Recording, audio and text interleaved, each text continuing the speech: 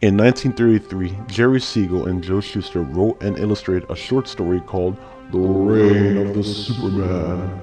The story goes as a poverty-stricken man is granted telepathic powers and is bent on ruling the world, only to realize the powers were only temporary and return to a life of poverty. This is technically where our story starts. Today we're going to discuss the history of Batman's one and true creator, Milton Bill Finger. Sometime after The Reign of Superman was published, Siegel and Shuster decided to rewrite the character, making him into more of a superhero.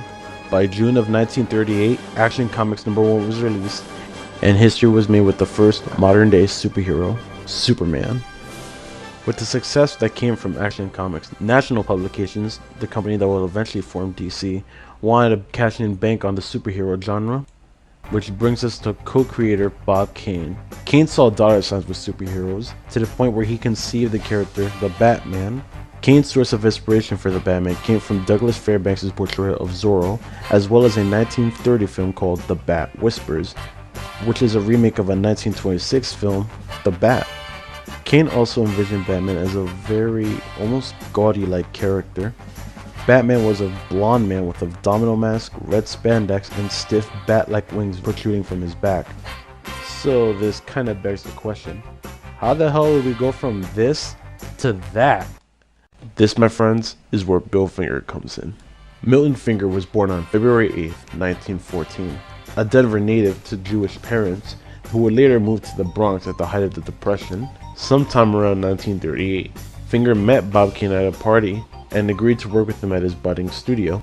Kane even offered Bill the chance to write stories for comic strips like Clip Carson and Rusty. When Kane got around to creating Batman, he decided to show it to Bill Finger, with the latter making creative changes to the character's design. Instead of wearing a domino mask, the character will be wearing a full cowl, ditching the red spandex in favor for gray ones, adding gloves, and clipping the bat wings for a cape. And instead of your dime a dozen swashbuckling pulp figures of the time, Finger and Kane agreed to make him a detective more akin to Sherlock Holmes. With all that said, Kane and Finger had created the Batman we all know. Debuting in Detective Comics #27 in May of 1939, we received our first glimpse of Batman. Starring in the case of the Chemical Syndicate, the story was about multiple socialites in the city getting murdered one by one, leading the police commissioner and the mysterious vigilante, the Batman, to investigate who was behind the murders. It's in Detective Comics #27 that we get our first glimpses of the typical Batman tropes, Commissioner Gordon and Batman's first appearance, as well as the Batmobile, or as one comic book reviewer put it once, the Batmobile, coupe, and painted bright red. Unfortunately, this is where it kind of fell off for Bill Finger. When Kane went to the editors of National Publications, they saw the potential money they could make for the Batman character and proceeded to make a contracted deal with Kane. Said contract, however, sealed ownership and credit to Bob Kane, and for over 70 years, most Batman penned stories, adaptation or not, labels Kane as the sole creator of the Batman. A dick move on Kane's part, considering the many contributions Finger had a part in.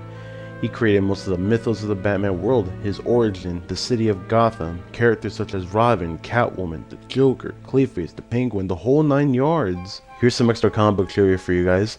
Finger, along with fellow writer Martin O'Dell, collaborated in creating the original Green Lantern, Alan Scott. Fortunately for Finger, he got the credit he deserved when he wrote the original Green Lantern story, as there's a byline that reads, by Matt Dillon, O'Dell's pseudonym, and Bill Finger. But never was he ever credited for his creation of Batman.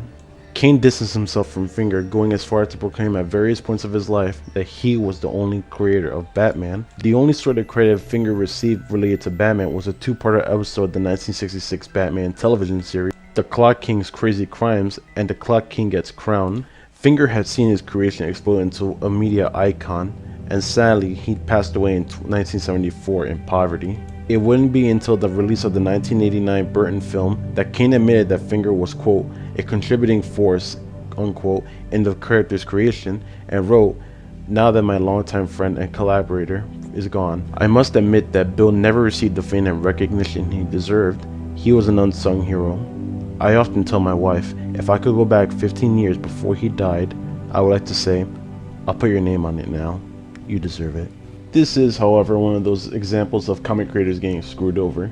In fact, Siegel and Schuster sold the rights to Superman for $130, roughly $2,241 in today's market. The story of Siegel and Schuster selling the rights for Superman could be a video in of itself, but we're focusing on Bill Finger today. So yeah, for nearly his entire lifetime, Bill was left behind, not seeing a single dime of compensation for Batman, and what's left of the Finger family tried their damnedest to get some sort of credit, only for it to be turned down at multiple opportunities.